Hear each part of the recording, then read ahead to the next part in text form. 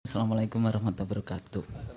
Sebetulnya saya orang yang paling sedih sih sebetulnya udah mengajar ilmu politik, mengajar partai politik dan pemilu, pernah menjadi anggota KPU. Jadi udah lengkap lah kesedihan saya melihat negeri kita yang tidak baik-baik saja. Tapi di dalam ilmu politik sendiri sebetulnya yang kita ajarkan tidak cuma who, got, what, when, and how, itu kan? Dengan PLT kemudian sistemik di KPU-nya sendiri. Jadi saya katakan fabricated election. Ya, jadi fabrikasi. Sepertinya pemilunya demokratis. Bebas kok milih. Tapi sebetulnya sudah terjadi kejahatan pemilu yang luar biasa. Makanya kalau kita lihat di videonya siapa? Dirty Vote itu kan ada pidana, ada administrasi, ada pelanggaran etik. Jadi semuanya ada itu. Fabricated election. Atau biasanya juga Huntington bicara tentang the liberal Machiavellian election. Pemilu terbuka tapi penuh dengan tipu-tipu muslihat. Salah satunya di model IT itu. Jadi DPT penyelenggara dari rekrutmen sampai kemudian KPU, Bawaslu, DKPP, aparatus negara masif tentu saja di dalam penyelenggaraan. Di sini yang menarik karena saya dulu menjadi ketua divisi IT KPU yang dulu juga dibantu oleh Bapak Jenderal kita ini. Zamannya saya menjadi anggota KPU itu geng IT KPU-nya geng IT KPU, anak-anak muda semua itu. Jadi kita punya 54.900 aktivis mahasiswa. Jadi dari BEM, HMI, IMM, PMKRI, Himba Budi, pokoknya semuanya diajak, guru SMK, siswa SMK, BEM, yang kita kirim ke 4.276 kecamatan, 440 kabupaten kota, 32 provinsi, data center, dan disaster recovery center. Kita bangun waktu itu. Ya, dengan harga 395 miliar. Yang saya baca hari ini, tadi itu sempat baca kayak gitu. Katanya ITB itu cuma dapat 3,5 miliar. Bikin apa itu? Berarti dia cuma disuruh bikin softwarenya saja. Tidak kemudian, kalau tadi dikatakan, bagaimana arsitektur jaringannya, bagaimana engine core sistemnya, katanya ada di Alibaba di luar, bagaimana kejanggalan source code, sirkapnya, fitur editing hilang. Jadi kalau salah, kita dulu punya yang namanya bagian yang kita sebut handling error. Jadi itu semua harus dengan berita acara di kecamatan. Kita taruh di kecamatan dulu mahasiswanya. Nah, kita tarik kabel data baru waktu itu. Yang kecamatan dulu nggak ada. Ya kayak gitu ya. Telkom itu menarik kabel data baru. Nggak cukup dengan Telkom kita pakai telepon satelit. Semuanya itu sudah diletakkan fondasinya. Loh sekarang itu nyontek aja kenapa sih? Nggak mau. Nyontek ini belajar dari. Padahal ketua KPU-nya dulu juga anggota KPU 2004. Mestinya dia juga tahu bagaimana sebetulnya transparansi dan akuntabilitas. Nah di sini penting kayak gitu ya.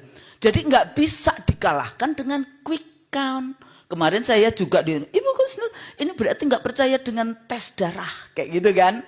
Dihubungkannya dengan quick count yang sampelnya 1.000, 1.200, 2.000, 4.000 berapa itu? Dari 823.000 sekian ribuan sekian yang kayak gitu TPS. Nah persoalannya yang dites itu nggak cuma satu orang. Tapi 204 juta pemilih. Nah, kayak gitu kan yang dites darahnya itu. Bukan ngetes darah cuma satu orang kayak gitu kan. Dalam konteks itu. Tapi bagi saya dalam situasi budaya politik di Indonesia seperti ini nggak bisa. Anda bisa bayangkan jam 4 saya menang berdasarkan quick count. Loh itu penghinaan luar biasa kepada penyelenggara pemilu KPU yang dia dibentuk berdasarkan konstitusi. Dan itu discourage terhadap mungkin berapa sekarang jumlah. Kalau zaman saya dulu 5,5 juta pekerja pemilu. Sekarang mungkin lebih banyak, dulu cuma 565 ribuan TPS. Sekarang 823 ribuan TPS. Jadi ini kayak di hijack kayak gitu kan. Nah persoalannya lembaga bukan. Nanti saya sebagai dosen kenapa nggak percaya dengan ilmiah. Well, statistik itu ini bukan privilege demokrasi persoalannya, ini penggiringan opini. Nah, sekarang persoalannya coba kita tanya teman-teman ini, satu, yang bayar siapa? Yang kedua, berpikir enggak sih negara kita itu akan diberikan kepada siapa? Kepada yang order itu?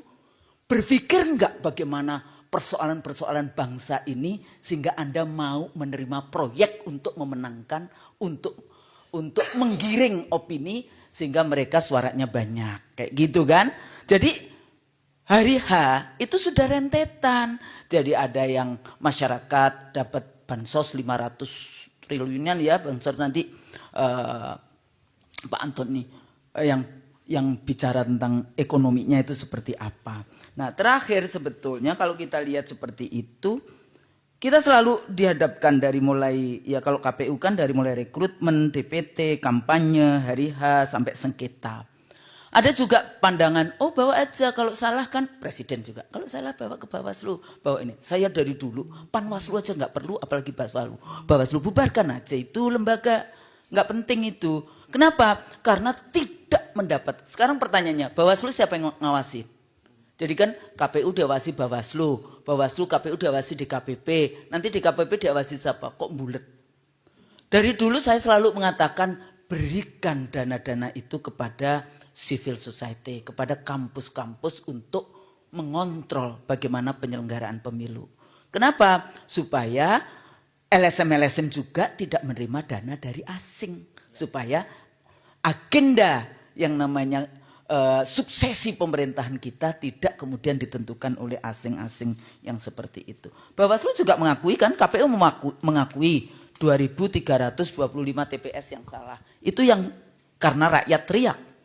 Yang nggak tahu, yang nggak ketahuan. Nah itu tadi karena oke, diperbaiki yang sini, nggak taunya sistemnya. Oh kalau diperbaiki yang sini, yang masuk yang sini. Diperbaiki yang sini, masuk yang situ. Nah ini kan gimana sistem kerjanya. Oleh karena itu, apakah nanti dengan angket kemudian audit digital itu bisa dimintakan, itu menjadi sangat penting. Ya, ini langkah politik. Saya dari dulu sudah mengatakan nggak perlu. Apalagi TSM. Kalau cuma 1-2 dapil silahkan. Apakah ada dulu di 2004 dibawa ke MK? Ada. Tapi saya tahu waktu itu MK adalah tempat terakhir bagi kami anggota KPU untuk memperbaiki kesalahan. Karena memperbaiki kesalahan adalah mulia juga. Maka di rapat pleno KPU saya katakan, karena saya tahu ada 4 anggota KPU yang mengubah hasil pemilu saat naik pesawat dari provinsi ke Jakarta. Ada di mana lagi beberapa. Saya katakan itu kepada tim hukumnya KPU.